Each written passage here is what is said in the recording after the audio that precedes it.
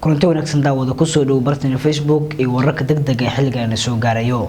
dagaal saddex jiha ayaa waxa uu ka soconayaa gobolka Hiiraan kaasi oo u dhaxeeya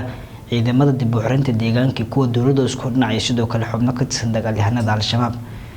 aynu gudagalnay dagaalkan waxa wararka in soo gaaray sheegan yahay in saddex jiha isla markaana ka soconaya xalfooli ceelleeri sidoo kale aaga deegaanka Tardo xubno ka tirsan Al-Shabaab oo halkaasi ku sugnaa sidoo kale ciidamada dib u xiraynta deegaanka iyagu ronda waday ayaa la sheegay dagaalku ka bilowday isla markaana la isku adeegsaday hubkan ciidamada kala duwan dagaalku waxa uu soconayaa iminka ku dhawaad saacad waxa jira khasaare kala duwan oo ka dhashay xilliga uu habeen ah sidoo kale xaaladdu adag awgeed wali ma aysan suurtagelin la xaqiijiyo khasaare ka dhashay dagaalkaas u dhaxeeya ciidamada dib u xiraynta deegaanka iyo sidoo kale kuwa dawladda ee ka soconaya aaga xalfooley weerarada xalfooley Tardo aageeda iyo sidoo kale deegaanka ceelleer la yiraahdo oo u dhaxeeya ciidamada dawladda iyo Al-Shabaab ciidamada xaq u dirarka ee gobolka Hiiraan ee Macuusle la yiraahdo ayaa markaasi muddooyinkii ugu dambeeyay halkaasi ku sugnaa iyagoo dhowr jeer weerar ku qaaday deegaanka Mabax oo markaasi xuduud kala qaybisa gobolada Hiiraan iyo sidoo kale Shabeellada Dhexe halkaas oo xilliyada qaar Al-Shabaab lagu arko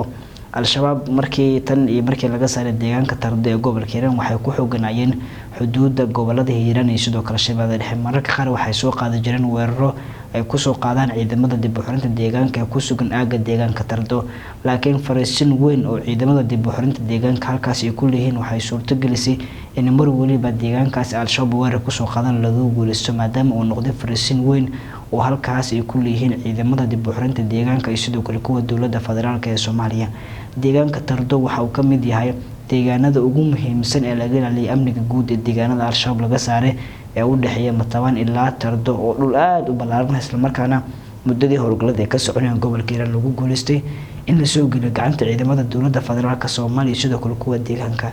dagaalku wali waa soconaya dadka deegaanka waxay soo wariyeen in weli la maqlayo rasaas culus isla markaana labada dhinac isku adeegsanayaan khasaare lama xaqiijin karo dagaalku uu soconaya dadka deegaanka waxa ay sheegeen in ciidamada dawladda wali ay ku sugan yihiin difaacadoodii isla markaana la soo weerarin khasaare buuran oo gaaray dhinaca ciidamada dawladda Al-Shabaab xaqoodan lama xaqiijin karayo maadaama dhinaca xuduudda u furan yihiin oo xilli waliba dhaawacooda ay u qaadan karaan gobolka Shabeellada Dhexe xuduudda markaas ay ku sugan yihiin